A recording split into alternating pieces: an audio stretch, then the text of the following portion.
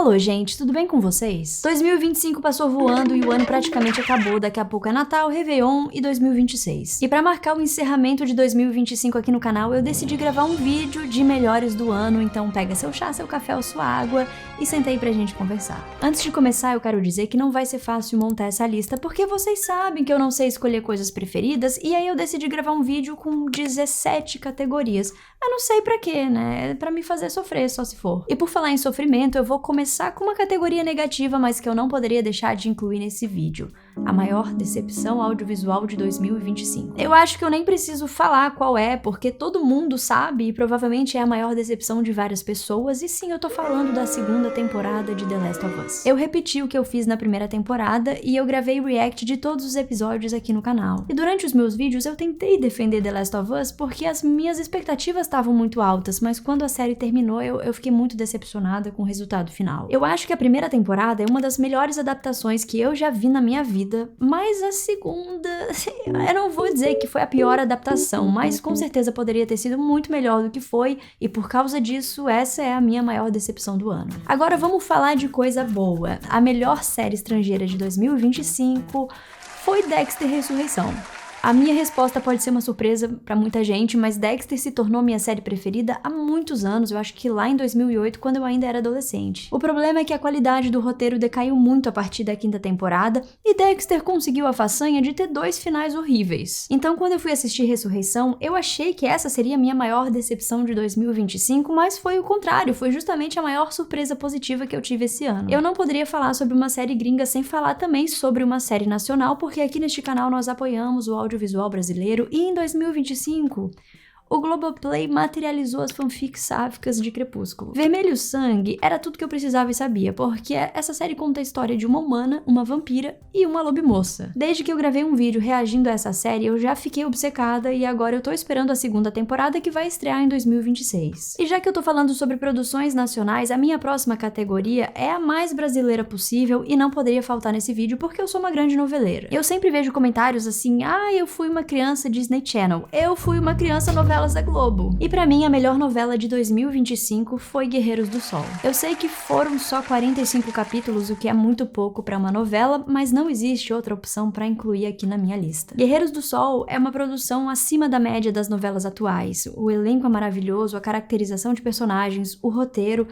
E óbvio, eu preciso destacar o casal Jânia e Otília. Num vídeo de melhores do ano, eu precisava incluir a minha peça de roupa preferida, mas foi difícil fazer essa escolha, por isso eu coloquei 2. A primeira peça é esse casaco wingsuit da Insider, que me surpreendeu positivamente, porque eu já tinha gostado no site, mas eu não imaginava que ficaria tão confortável e tão bonito assim no corpo. E a minha segunda peça preferida é essa que eu tô usando agora, que é a camiseta oversized da Insider. E eu gosto tanto dela que eu tenho 2. Eu tenho essa e eu tenho uma preta, mas por incrível que pareça, essa aqui é a que eu gosto mais. É até estranho falar isso, porque eu sou a pessoa que só usa preto e cinza, mas essa camiseta nessa cor é muito bonita. E como eu disse no começo do vídeo, o ano já tá quase acabando, mas ainda dá tempo de aproveitar o meu cupom LuiPonto no site da Insider. Somando os descontos desse cupom e os descontos do site, você pode conseguir até 30% off na sua compra. É só clicar no meu link que tá aqui na descrição que o cupom vai automaticamente pro seu carrinho, isso facilita a sua vida e também ajuda o engajamento do canal. Eu já falei de série, eu já falei de roupa e agora eu vou falar de música, porque eu quero compartilhar com vocês um pouco da minha retrospectiva musical de 2025, começando pelo melhor álbum brasileiro, que foi Dominguinho, de João Gomes, Mestrinho JP. É inacreditável o que esses 3 fizeram nesse álbum. As letras, os arranjos, a harmonia das vozes, enfim, eu não tenho palavras, é uma obra de arte. E outra obra de arte fonográfica lançada esse ano foi o novo álbum da Hayley Williams. Tudo que essa mulher faz é perfeito e eu sou apaixonada por ela desde a minha adolescência, então eu não achei que ela ainda poderia me surpreender, mas aí ela solta essa pedrada em forma de álbum. Todas as faixas estão maravilhosas, mas Good Old Days poderia ser a melhor música de 2025. Só não coloquei essa porque eu fiquei obcecada por outras 2 músicas esse ano. Worthy, da banda The Home Team, que inclusive tá numa playlist minha que eu gosto muito, e It Isn't Perfect, But It Might Be, da Olivia Dean. Aliás, a Olivia Dean podia estar aqui nessa lista como o melhor artista que eu conheci esse ano, só que eu não incluí essa categoria no vídeo. Enfim, agora eu acabei de incluir. Agora, o melhor artista musical de 2025 foi Hozier, que foi o artista que eu mais ouvi esse ano. Mas eu acho que eu escuto música de um jeito que não é muito saudável, gente, porque eu fico obcecada por uma música, ou às vezes por um álbum inteiro, e aí eu fico ouvindo repetidamente durante muito tempo.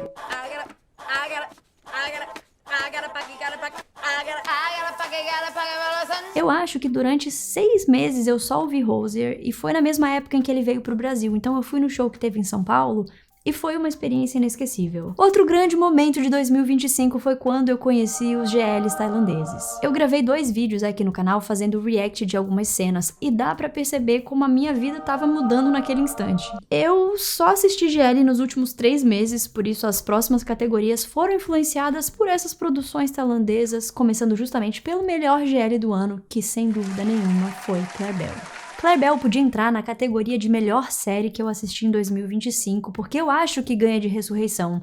Mas é que Dexter tem um lance efetivo pra mim. Eu acompanhava essa série quando ela ainda estava no ar, eu esperava o lançamento das temporadas e eu ia na locadora alugar os DVDs, porque naquela época nem tinha plataforma de streaming.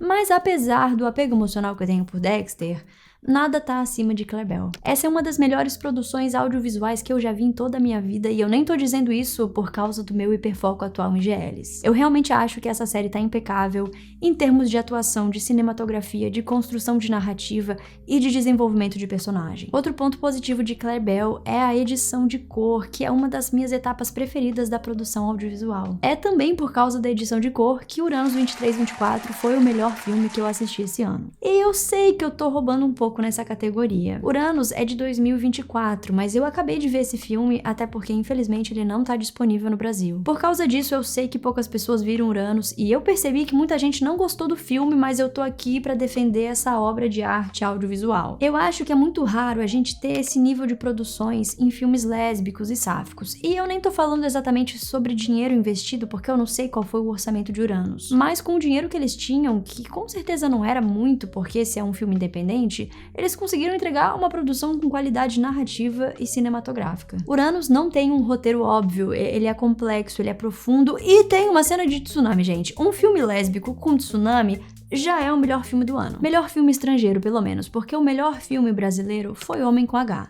Eu não gosto muito de cinebiografias, porque eu acho que raramente elas fazem jus à vida de um artista, mas Homem com H foi um filme que mexeu muito comigo, a ponto de eu ter visto 2 vezes no cinema e depois eu reassisti na minha casa. O Ney Matogrosso é uma figura super importante pra música brasileira, mas além disso eu acho que Homem com H é um retrato da história da comunidade LGBT no Brasil. E eu gosto muito de obras históricas, por isso o melhor livro que eu li em 2025 foi A Noite Passada no Telegraphic Club. Esse livro foi lançado em 2022, mas eu li esse ano com o Clube Sáfico e foi uma das minhas leituras preferidas de 2025, então eu queria indicar aqui nesse vídeo caso alguém ainda não tenha lido. Mas o melhor livro lançado em 2025 que eu li esse ano foi Jardim para Duas, uma leitura que eu também fiz com o Clube Sáfico. Eu não vou dizer que foi o melhor livro do ano num sentido mais técnico. Se eu fosse fazer uma análise literária, eu não incluiria Jardim para Duas no meu vídeo, mas essa foi a primeira e a única obra com uma protagonista sáfica e autista que eu li, e essa representatividade é muito importante para mim. Agora eu vou compartilhar as minhas categorias preferidas, começando por melhor personagem, e esse prêmio precisa ser da Doc Hack de Us.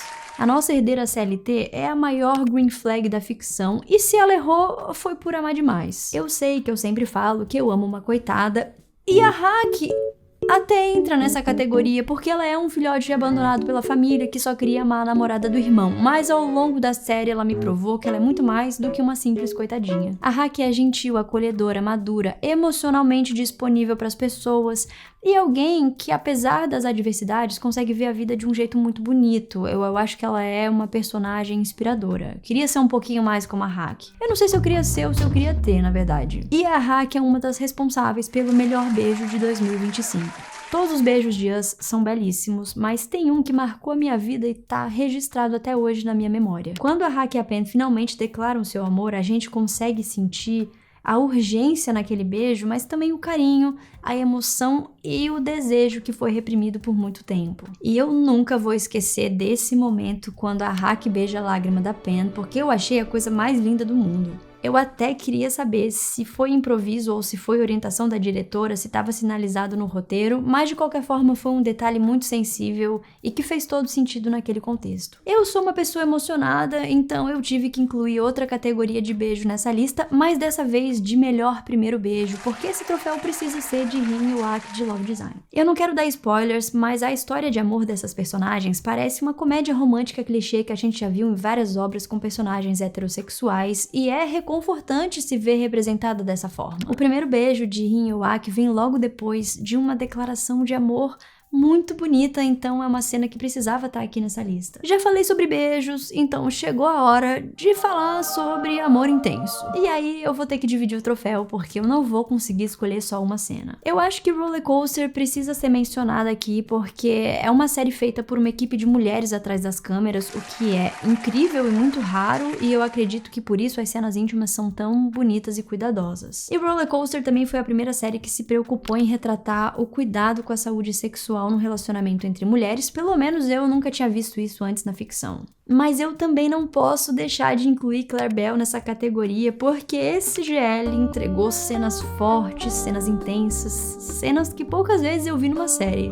Mas falando sério agora, gente, eu acho que Claire Bell é um exemplo de como cena de sexo na ficção não é sinônimo de sexualização, algo que eu leio muitas vezes na internet. Eu não acho que um filme ou uma série precisa ter cena de sexo pra ser boa, tá, gente? Mas eu também não concordo com essa ideia de que se uma obra tem uma cena como as de Claire Bell, é porque tá voltada ao público masculino ou tá sexualizando os nossos relacionamentos. Claire Bell retrata o amor de duas mulheres e sim, elas fazem sexo em vários lugares daquela prisão, inclusive na biblioteca, e parabéns às atrizes que entregaram uma cena belíssima. Não só aquela cena, como muitas outras, e não é à toa que a minha última categoria também é delas. O melhor casal de 2025 é formado pelas minhas detentas preferidas, Claire e Bell. Eu sei que eu tô meio repetitiva nesse vídeo, mas eu não tenho culpa se essa série é perfeita. Eu gostei muito de como as personagens foram construídas, principalmente a Claire. No começo a gente enxerga essa personagem com os olhos dos outros, e ao longo dos episódios a gente passa a ver a Claire a partir da perspectiva da Bell,